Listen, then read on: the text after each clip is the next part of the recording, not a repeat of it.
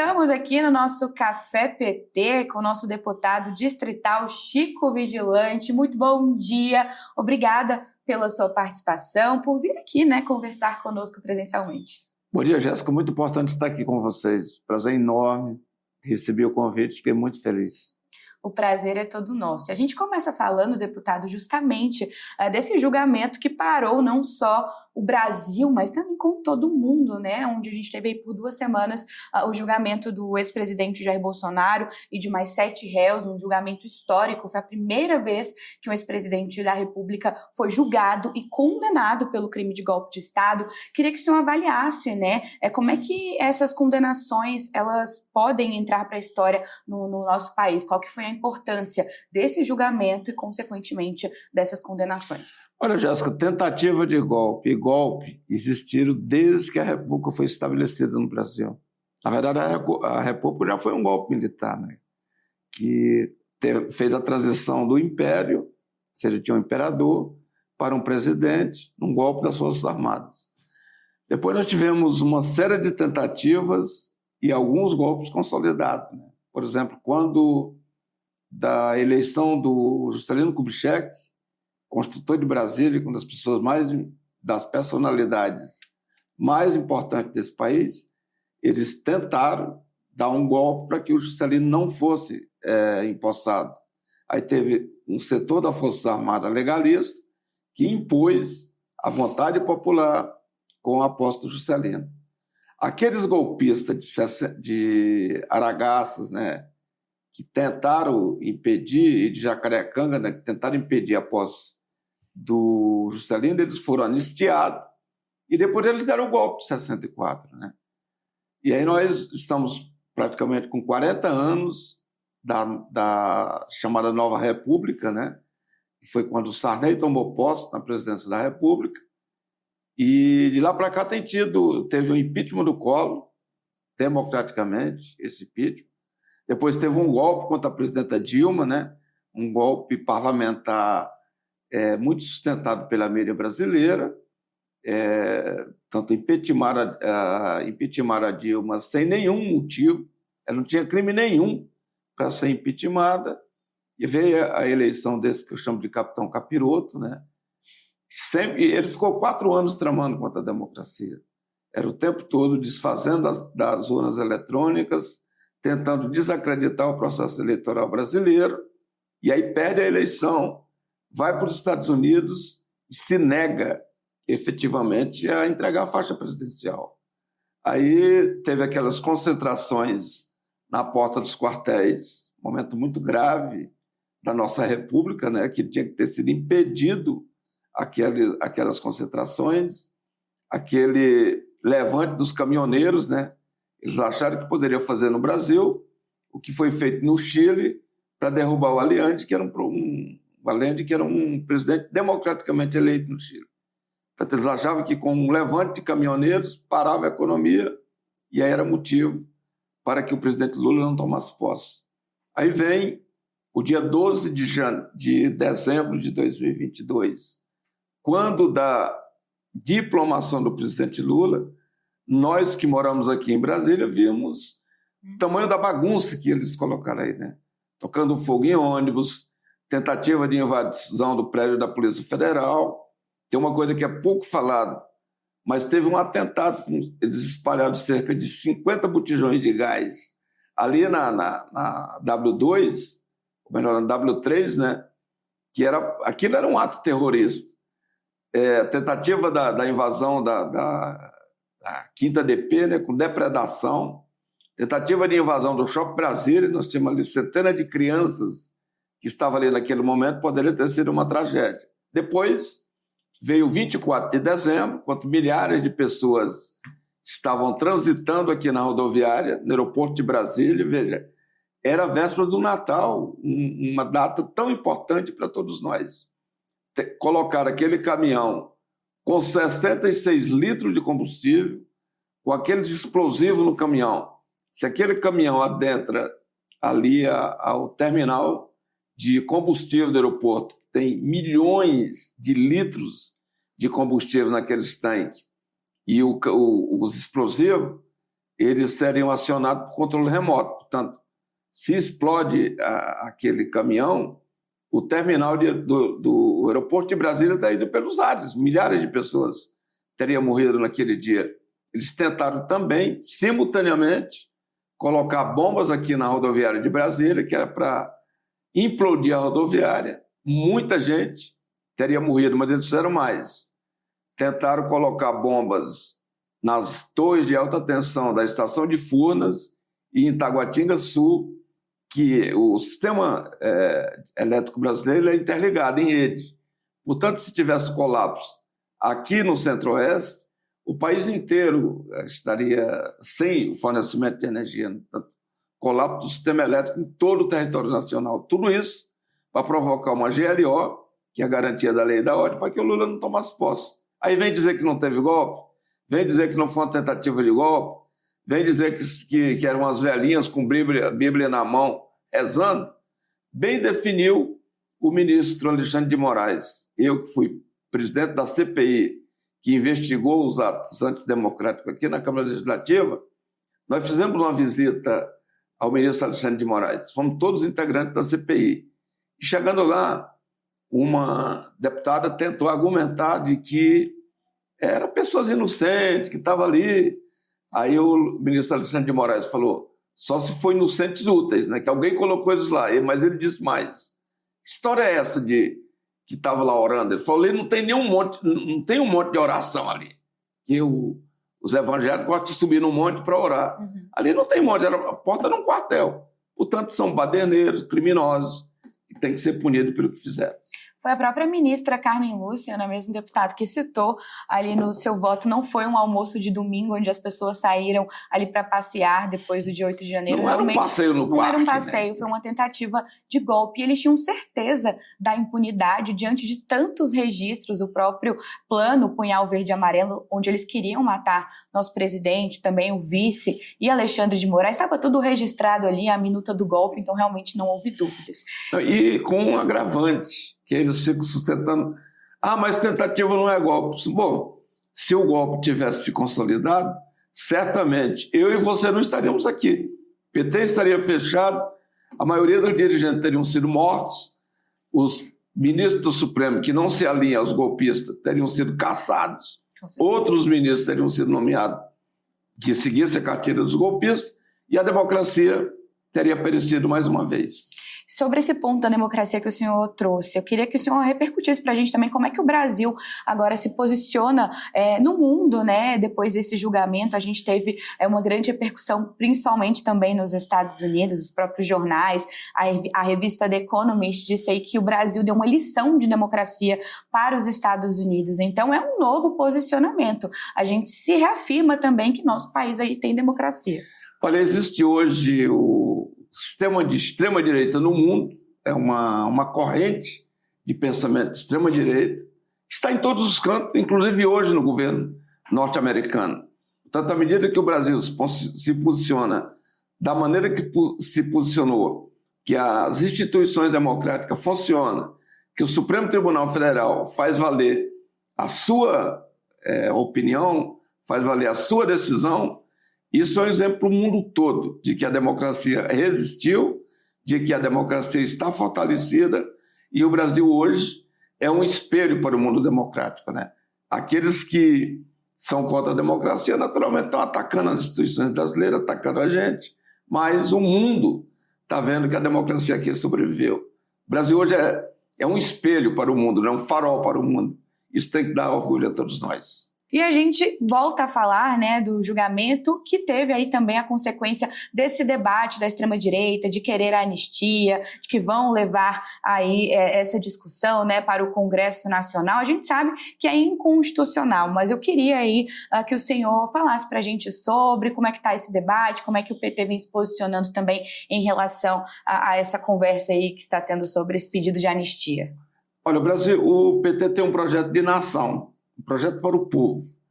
Bora comparar uma coisa. O PT, o presidente Lula, encaminhou ao Congresso Nacional um projeto que isenta quem ganha até R$5.000 de pagamento de imposto de renda. O governo do Capiroto ficou 4 anos, não teve uma isenção. quando o Lula assumiu, pessoas que estavam ganhando R$ 1.800 estavam pagando imposto de renda. O presidente Lula elevou esse desconto. Hoje, quem ganha até 2 salários mínimos e meio já não está pagando imposto de renda. Ele mandou esse projeto para o Congresso Nacional, pedindo urgência para o projeto, para isentar quem ganha até 5 mil.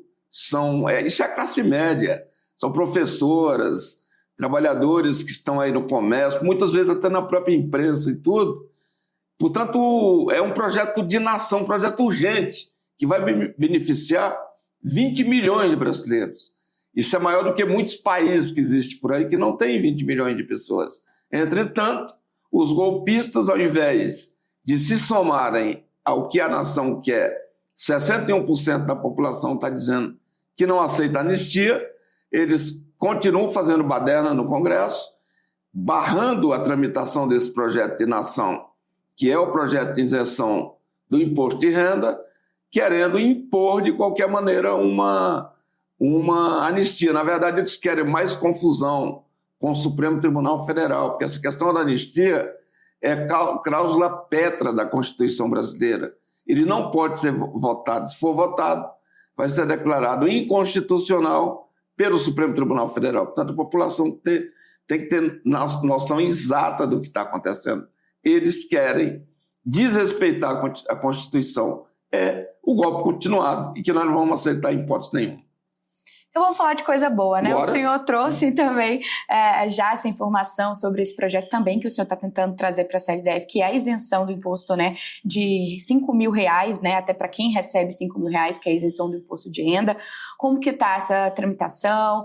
O senhor trouxe esse dado, né? Quantos brasileiros que são 20 milhões de brasileiros. 20 milhões. Na verdade, para que exista a isenção para 20 milhões de pessoas, a gente vai aplicar uma taxa menor do que eu pago, menor do que você paga, Jéssica, para 160 mil brasileiros, que são chamados super ricos, que não pagam imposto e que vão ter que pagar. E nós ainda estamos sendo bonzinhos. O projeto do governo do presidente Lula não está cobrando, por exemplo, o que a Receita cobra de mim. Eu pago 25% de imposto de renda.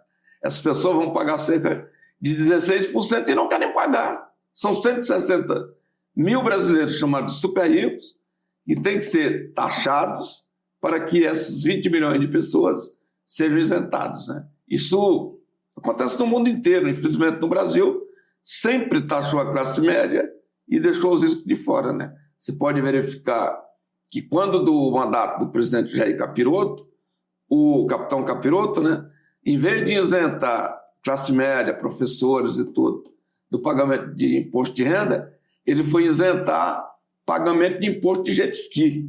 Quem aqui anda de jet ski? Eu não ando. Não é? Se não o rico, né? Pois é. Mas é essa gente, né? Por isso que eles odeiam o Partido dos Trabalhadores, né? Eu tive a felicidade de, no sábado, esse sábado agora, participar de um ato muito importante aqui no Hospital Universitário de Brasília, quando estava o presidente Lula, o ministro Camilo, o ministro Padilha, né? Eles lançando um programa do governo chamado Saúde com Mais Especialistas, né? E o Lula dizia, eu criei o SAMU, porque antes rico tinha esse atendimento que o SAMU presta hoje às pessoas pobres, né? Portanto, qualquer pessoa que adoecer hoje, qualquer uma das cidades brasileiras, vai ter uma viatura do SAMU lá transportando essa pessoa. Aí o Lula estava lá no HUB lançando esse projeto e o ministro Camilo deu uma notícia muito importante. Nós temos hoje 43 hospitais universitários no Brasil. Eles são administrados pela EBSER, né? O Lula até sugeriu que mudasse o nome. Faz esse nome aí, está muito parecido com Dinamarca e tudo. Bom, tá bom, vamos encontrar um nome brasileiro aí, né? A EBSER é a empresa que faz a gestão dos hospitais universitários. E qual a notícia positiva? É que Rondônia, Roraima e Amapá ainda não têm hospital universitário. E o ministro Camilo falou que até o final do mandato do presidente Lula, desse mandato agora, vai estar sendo entregue os hospitais universitários de Roraima, do Amapá e de Rondônia. Isso é uma notícia extraordinária para as pessoas, né? eu que tive a minha mãe lá no interior do Maranhão sendo tratada no Hospital Universitário de São Luís, que é o presidente Vargas, né? Ou melhor, o presidente Dutra, eu sei o quanto que é importante o Hospital Universitário, né? Você pega aqui o HUB de Brasília, né? É hospital de referência, né? Que hoje a EBSER é dirigida por um especialista, uma pessoa extremamente competente, que é o Arthur Quioro, né? E nós temos no Ministério da Saúde, sucedendo a nossa Nízia, né, que é uma brilhante pesquisadora, uma pessoa realmente extraordinária, né? Mas tivemos a felicidade de ter o nosso ministro Padilha sendo nomeado, que é um médico, né? Uma pessoa extraordinária também. Padilha está fazendo uma série de coisas muito boas nesse país.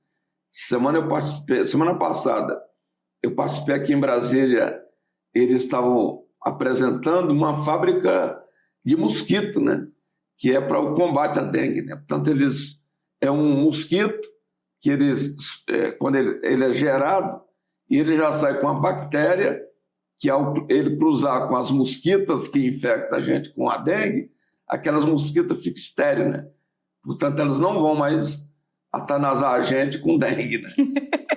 Realmente, é um avanço, né? É um avanço extraordinário, com certeza, né? Muitos ganhos, né? Desde Exato. Então, a nossa reeleição do nosso presidente, então, Luiz Inácio Lula da Silva. Falando no nosso presidente, né? O Lula criou medidas robustas para auxiliar todos os setores afetados pelo tarifaço de Donald Trump. Passamos aí um mês do tarifaço e o Brasil registrou alta nas exportações, nos grãos, enfim, várias exportações. Como é que o senhor avalia essa abertura de novos mercados, né, para fora aí do Brasil e esses mercados que não dependem aí dos Estados Unidos para essas exportações? Você se lembra do primeiro mandato do presidente Lula, quando ele comprou aquele avião, o quanto que ele foi criticado por estar comprando um avião?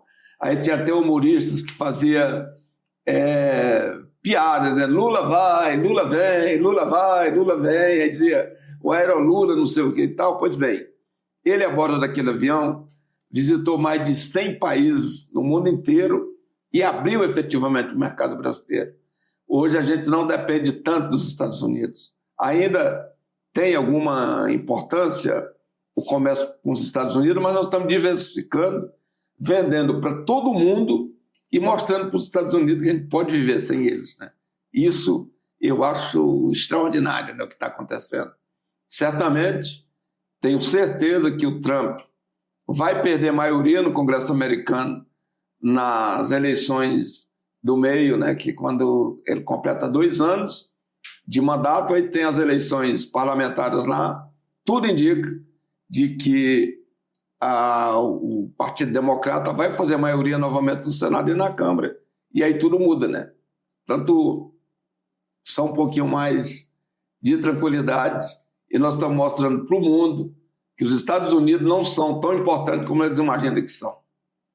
É isso, deputado. E eu queria que o senhor falasse, né? O senhor que é uma referência de política popular, não só no Distrito Federal, mas também em todo o nosso país. Como é que o PT vem trabalhando para as eleições, né, do Distrito Federal em 2026? Combatendo aí as fake news. Além das fake news, agora a gente tem inteligência artificial. Pessoal, né, esse celular, né, a internet, ela é muito importante, esse aparelhinho aqui, mas acaba aí, né, atrapalhando quando a gente fala principalmente de política. Como é que o PT vem trabalhando aí para que a gente conquiste mais espaços do partido ano que vem? Olha, eu tenho a felicidade de ser fundador do Partido dos Trabalhadores. Eu estive no Colégio Sion no dia 10 de fevereiro de 80, quando da fundação do Partido dos Trabalhadores. Aqui em Brasília, nós elegemos em 94 o governador Gustavo Buarque, elegemos o governador do Espírito Santo, o Vitor Buarque, né? Foram os 2 primeiros governadores do Partido dos Trabalhadores. E aqui, na nossa gestão do PT aqui em Brasília, nasceu muita coisa positiva. Por exemplo, que hoje está se chamando de pé de meia, ele nasceu aqui. Na época do Cristóvão, ele criou um sistema onde o estudante ia sendo depositado mensalmente uma quantia na conta dele, para ele se manter no ensino médio. Quando ele concluía o ensino médio, ele ia lá, resgatava aquele dinheiro para iniciar a vida profissional dele. Aqui nós criamos Saúde em Casa, que era um programa fenomenal de saúde, né? Aqui nós criamos o Bolsa Família, criamos a Paz no Trânsito, uma série de programas sociais, né? Depois veio o governador Agnello Queiroz, de 2010 a 2014, fez um trabalho excepcional também na gestão. Aqui em Brasília, quando o Agnello assumiu, nós só tínhamos uma creche pública, que ficava em Sobradinho, né? No governo Agnello, que era uma determinação da presidenta Dilma também, nós criamos 54 creches, né? E deixamos uma série de outras licitadas. Boa parte dessas obras que estão acontecendo aqui hoje ainda são obras que foram licitadas, dinheiro alocado e tudo na época do Agnello, quando a parceria extraordinária que a gente tinha com a companheira Dilma Rousseff. Uma presidenta injustiçada, né? A Dilma não merecia o que fizeram com ela, né? Tanto é que o mundo hoje está reconhecendo a Dilma, ela lá na direção do Banco dos BRICS, né? Dando um show de gestão, porque ela realmente é competente, né? Portanto, aqui nós estamos preparados, vamos decidir ainda esse ano quem será o nosso candidato. Tivemos agora, recentemente, a filiação do Leandro Graça ao Partido dos Trabalhadores, então vamos decidir. Nós já temos uma pré-candidata lançada para o Senado Federal, que é a companheira Érica Cocai. Eu digo a Érica, eu chamo ela da mulher das causas impossíveis, né? Que ela é uma deputada tão brilhante, tão, sabe, enganjada nos movimentos e tudo. E eu sempre digo, a Érica vai aonde ninguém vai, né? Ela está lá, está a Érica, né? A pessoa é realmente brilhante, né? Tanto nós temos toda a chance de ganhar o governo do Distrito Federal, nós queremos aumentar a nossa bancada de deputados distritais, eleger uma boa bancada de deputados federais, eleger a nossa senadora e eleger o governador do Partido dos Trabalhadores aqui no Distrito Federal e contribuir, Brasília vai contribuir para a reeleição do presidente Lula.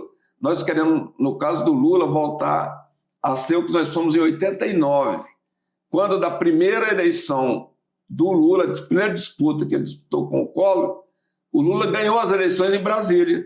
Se dependesse do Distrito Federal, o Lula teria sido presidente já em 89, porque ele ganhou aqui do Collor, né? Portanto, primeiro e segundo turno, né? Portanto, nós queremos voltar a ser o que nós fomos em 89, ajudando na reeleição do companheiro Lula novamente para presidente do Brasil. Que vem em 2026, então, né, deputado? Pronto. Estamos prontos. Muito obrigada pela sua participação. Foi um prazer estar aí com o senhor. Te espero em uma próxima. Eu que agradeço as oportunidades. Quero voltar mais vezes aqui. É muito gostoso estar aqui. A gente também adora o convite, então tá feito, né? A gente vai marcar aí com a assessoria do senhor já a próxima data, viu? Muito obrigada. E muito obrigada a você que ficou conosco aqui durante essa manhã, esse bate-papo com o nosso deputado distrital Chico Vigilante. Então continue acompanhando o nosso programa Café PT aqui no YouTube, pelas redes sociais e também na nossa Rádio PT. Até a próxima. Tchau, tchau.